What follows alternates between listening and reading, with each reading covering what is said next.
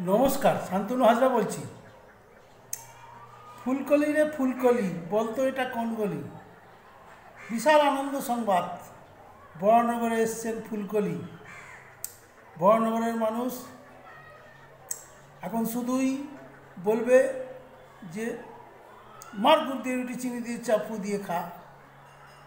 বরানগরের আসন্ন বিধানসভা নির্বাচনে প্রার্থী হয়েছেন শ্রীমতী সায়ন্তিকা বন্দ্যোপাধ্যায়।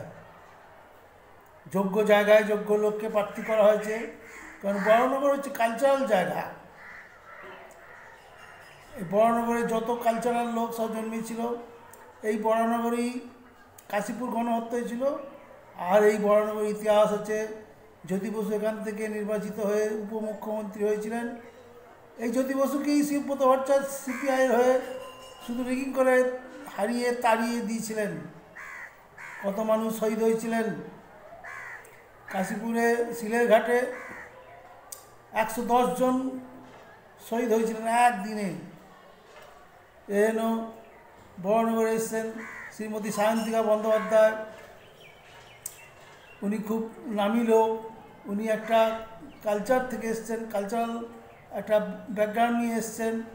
এই বরানগরে ছিল অজস্র ফিল্ম স্টুডিও। স্মৃতির মোড় থেকে রাজাবাগান অবধি প্রচুর ফিল্ম স্টুডিও ছিল, যদিও সেগুলোকে আর পুনরুদ্ধার করা যাবে না। তো ম্যাডামের কাছে একটাই আমাদের অনুরোধ, যে আমাদের ওখানে একটা বিখ্যাত মহিলাদের স্কুল আছে, একমাত্র স্কুল ছিল এক সময়, রাজকুমারী গার্লস স্কুল। এই রাজকুমারীর মেয়েরা পৃথিবীর বহু দেশে নাম করেছে এবং খুব এই স্কুলে ঢুকলে পরে সবাই পড়াশোনা ভালো হয়ে যায়। এবং যুগ যুগ ধরে রাজকুমারী ভালো ভালো মেয়েদেরকে ভালো থেকে ভালো তৈরি করেছেন। এটাই রাজকুমারী বিশেষত্ব। কিন্তু ম্যাডাম, আপনি দেখবেন এই রাজকুমারী স্কুলের মেয়েরা যেন সময় মতো স্কুলে ঢুকতে পারে, কারণ বরানগরের ছেলেরা একটু ফচকে টাইপের।